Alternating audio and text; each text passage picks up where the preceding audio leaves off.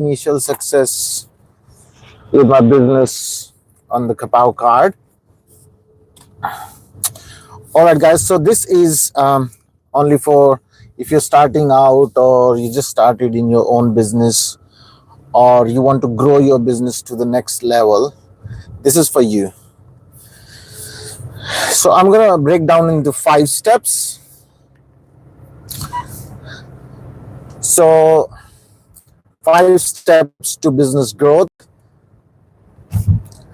using AI and automation.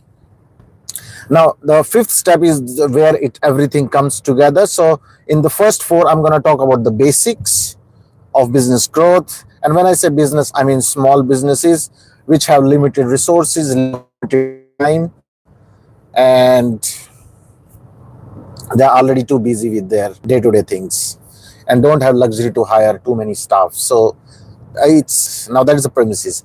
So the first thing first, let's talk about what is the first thing any business need to grow, and that is traffic. And when I say traffic, I mean organic traffic. I'm not talking about the paid ads in this one particularly. I'm just talking about the organic traffic. Now, there are kind of 2 kinds of traffic, online or offline. Okay. What I mean by that is online traffic is like through internet, and offline is you're meeting someone face to face or in a networking event, something like that. Now this I had to make sure it doesn't move. Alrighty. So we're gonna talk 2 kind of traffic, online and offline. So online traffic, when I say, again, there are 2 different categories in online traffic. One is search based traffic, which is most familiar with, which is Google, and one of the best ways to generate free organic traffic. And the second one is more on interruption based things. That is like someone is scrolling through Facebook or Insta feed, and suddenly your post or something capture their attention. Now let's first talk about the Google. Now the good thing about Google traffic is people are literally, so in the buyer journey, if we look at the buyer journey, so on Google, people are literally looking for the solution right now. They need the solution instantly. And the best way to get that potential customer is just to get in front of them. And how you do that? By having an optimized Google My Business profile, which is the best way. And the reason being, if you are familiar with the Google page, overall search page, on the top there are ads. At the bottom there is what you call the SEO efforts. So your website SEO and all these strategies and investment you are making in your website getting ranked higher on Google. But here's the best part. 50 to 55% of your potential customer clicks on the map pack. So if someone is searching on Google, let's say mechanic near me, it's the map pack where 50 to 55% of people are clicking. So what that means is, if you are on the map pack, you don't have to even worry about the website ranking and stuff. And again, if you are investing in natural SEO, website SEO, it's a long-term process. Plus, you are competing with really big directories like Yellow Pages, Yelp, review sites, all these. So you're competing with really big players. So Google Map Pack is your best bet to get free organic traffic based on Google search. Now, what are some of the considerations to get on the map pack, which are in our control? So I'll talk about 2 kind of things. So one is within our control, one is beyond our control. For example, if a customer is searching in, let's say, Caram Down, mechanic near me, Google will show the businesses around, not like 50, 60, 100 kilometers away, unless there is no businesses around. It will show the nearest. But that is something beyond our control. We can't control where a customer is searching from. Now, what we can control is how optimized is our Google My Business page. So that means the category is right, the timings are right, the location, all those information is correct and it is similar everywhere. So it's not like I have at one place and in a different it's somewhere else. So a highly optimized Google profile plus, what is the second factor? Even if let's say someone sees, what is the most important factor for a customer to decide if they want to do business with A or business with B? And that is where the reviews comes in handy. Now, if you know a little bit about my business, that's where I started off with Kapow card. And what this card does is it make life easy for your customers to leave you a review. You're already doing an amazing job. Your customers are happy. They're raving about your services. But they go home, they forget about giving a review, or they don't understand how to do it. So what this card does is it make life easy for your customer. All they have to do is just tap their smartphone and it straight away goes to your Google review page. Now, if you're interested in one of these, you can go to kapowcard.au and get for yourself. But that's not the point of this particular. Alrighty, so reviews are most important thing. Now, other than reviews, whether you are responding to those reviews, and I don't care if it is a 1-star or a 5-star review, make sure you are responding to those reviews, because that is considered as engagement in terms of Google eyes. And just like any social media platform, Google is also like a platform. And when you're engaging, it does two things. First, it creates engagement. And what is the second thing? It shows to the customer that you care, that you have taken time from your busy schedule and you are responding to them. Now, don't worry, I'm not gonna ask you to log in 10 times and do the reviews and stuff. And that is what automation and AI comes in at the last step, in the step 5. So make sure you're responding to those reviews. And yeah, so that's how you can rank better in Google and make potential customer click on your business page. So that was Google traffic. Now we come to the social media traffic, which is like your Facebook, Insta, and things like that. So if someone is scrolling through the Facebook or Insta, and let's say they are not even in the market yet, but they are seeing your feed like every day or pretty consistently, if they are seeing your feed, so at the back of their mind, product or service which you offer, they I'll always think about you. And moment they're thinking about something and then your post comes in front of them, whom you think they're going to select?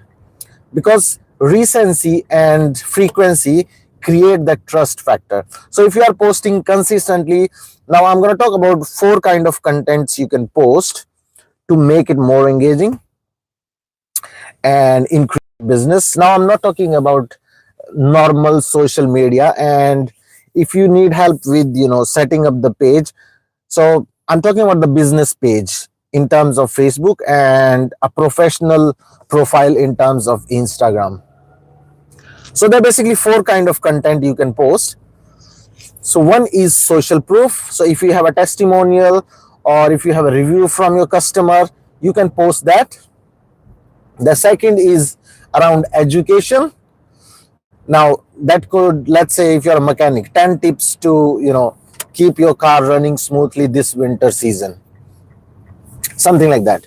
So that's come in educational content. The third kind of content is more around inspiration or motivation. Now that is not applicable to everyone. For example, for me personally, I because my target audiences are mostly business owners, so it make more sense. Sometime in this journey we get down and out. There are things happens, like especially as a small business owner, you understand what I'm talking about. The overburn and the stresses which comes along, and the anxiety and the changes which are happening as we talk along. So there are inspirational or motivational content. Now the fourth type of content is more about having some funny videos. Now I don't personally do that, and the reason being, again, I'm in B2B. So if you are more like consumer focused B2C, then you can add some sort of memes, or some sort of humorous post, or some sort of funny things. That's it's And again, it's depend on individual to individual. So these are the four kind of contents you can post on your social to create that awareness around your brand. So that's the first step, creating traffic. So what all these things what we are doing, it just give more traffic to bring more people, more eyeballs to your website, to your Google page, to your Facebook profile, to your Insta bio. All these what we are doing is creating the traffic. So that's the first step, traffic creation. Now the second thing what comes is, and okay, I didn't touch the offline. So let's say if you are in a networking event, so that is kind of offline traffic. Now how you engage them and how you qualify them, it's again depend on business to business. And if you are running a business and you are a networker, naturally you are good with the people. So that is another avenue offline, which work really well, especially in a small business. Now let's talk about the step two. So step two is capturing that traffic. So now you have generated a traffic. Now you need to capture the contact information for that lead. Now someone has raised a hand. Okay, I'm interested in your services. So now they are a qualified lead. And when I say qualified lead, they are willing to share their contact information. Now my Wi-Fi might connect here. I'm in the office. My Wi-Fi might connect and the signal might drop. So the second thing is like how you capture leads. So that is when, if you have a system like which capture the contact information, for example, if you are using an existing CRM or some sort of system you must have where you can capture all the information, where you can keep track of all the conversations with the customer, potential customer, and basically having all this conversation at one place. So that's the capture part. Now how easy you make it is really the big deal. So if you have one of those contact us form, that long contact us form with give your name, your date of birth, and your mobile, your landline, your address, your dog's date of birth. If you're asking that much information in contact us form, that's like an old way. It was fine in like 2015 or 2010. That was a good way to collect leads. But we are in 2024, things have changed dramatically. So you must have something which can capture that lead information instantly. For example, if someone is scrolling on the Facebook and you want to take them to your website, first of all, the platforms don't like that thing. They want a Facebook user or a Facebook customer to stay on the Facebook. So if you are by any chance taking them to an external source, because Facebook want you to pay for it if you want to take them to an external site, and that's how it works. That's the ad game is. Now if you want that potential customer to give you a contact details, you have to make it super easy within the platform, so Facebook also doesn't get bothered, and your customer also is happy that okay, yeah, I just give my contact details and that's it. So that is the capture part. Now once you have the contact information of the potential customer, that is when the magic start happening. And that's where you need to have the contact info, especially in your list, not on your Facebook followers, your Insta followers, your all these social media platform followers. They are not your potential customer, because they are under control of Facebook. So Facebook can ban your page one day or your profile one day, and you left with nothing. For example, if someone is having millions of followers in TikTok and tomorrow the government ban it, zero, back to zero. So that's why it's really important to have your own list. Those are the only people who have given you permission to contact. That's why you need to maintain that list. So once you have list, so that's the part two. So capturing the contact info of your customer. The third part then comes is nurturing.